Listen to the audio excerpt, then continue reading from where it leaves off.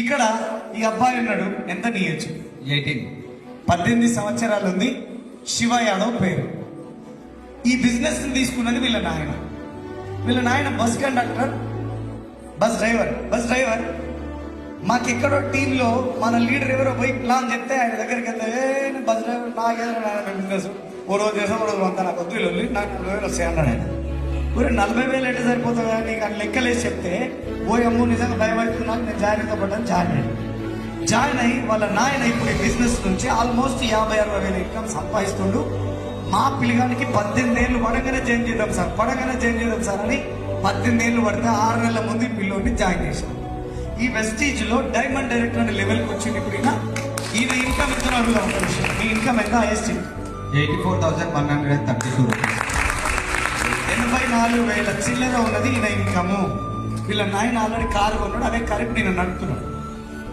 18 ఏళ్ళ పిల్లోడితో పని అయింది. ఇప్పుడు ఈయన చూడండి, హరిశంకర్. ఈయన మాకు తెలిసిన వ్యక్తి కాడు, దోస్తు కాడు, దొంగ ఎవరు కాదు.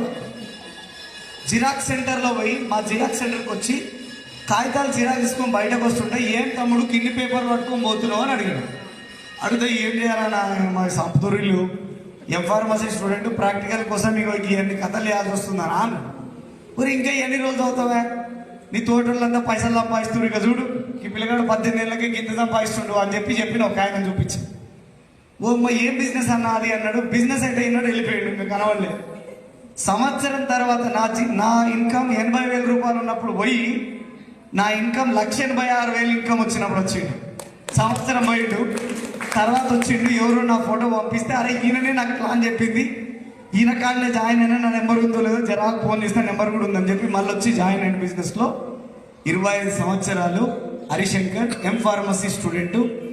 పోయిన నెల ఈయన హైయెస్ట్ ఇన్కమ్ ఎంత ఎత్తులో చూడు, 1,13,270 రూపాయలు.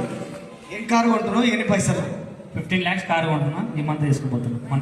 ఈ మంత్ జనవరి 26వ తారీఖు నాడు కారు తీసుకోబోతుండు. వీళ్ళందరూ తల్లిదండ్రుల మీద ఆధారపడ్డోళ్ళ, వీళ్ళ కాళ్ళ మీద వీళ్ళు నిలబడ్డోళ్ళ. ఇప్పుడు జాబులు చేస్తే ఇలా వర్కౌట్ అవుతుందా, బిజినెస్ చేస్తే వర్కౌట్